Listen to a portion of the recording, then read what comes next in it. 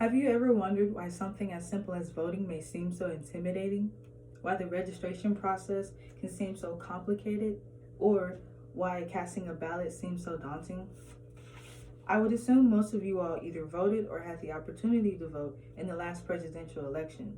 And in doing so, you may have had an experience with possible hardship that can come from voting, whether it's not being able to understand the information you were given or having difficulties with showing up at the polls.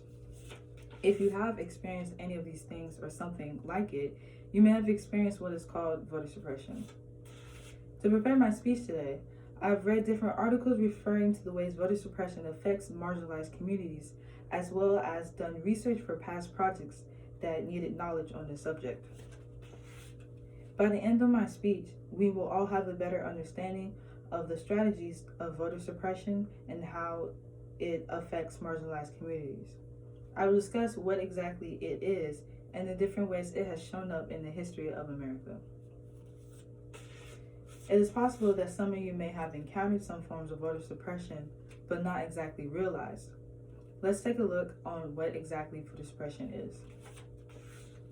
By definition, voter suppression are strategies used to change the outcome of elections by either discouraging people from voting or preventing people from voting altogether.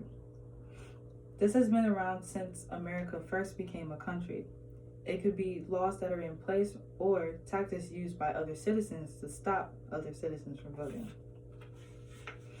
And like I've said, some of these strategies have been around for a really long time, mostly as laws or general understandings between groups of people.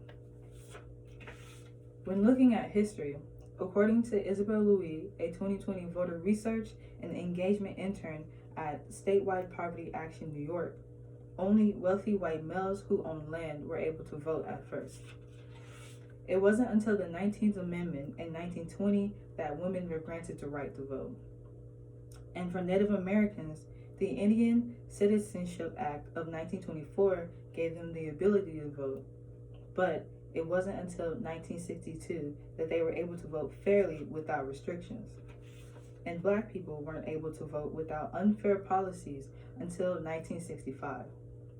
Thanks to the Voters' Rights Act, poll taxes and literacy tests that people of color were required to take were finally eliminated. These are just some of the ways voter suppression can show up in laws that can stop entire communities of people from being able to exercise their right. Now, let's look at ways that we can be affected by this in today's society. As an example, we can see today, also by Isabel Louis, is now some areas require government identification to either register to vote or just vote.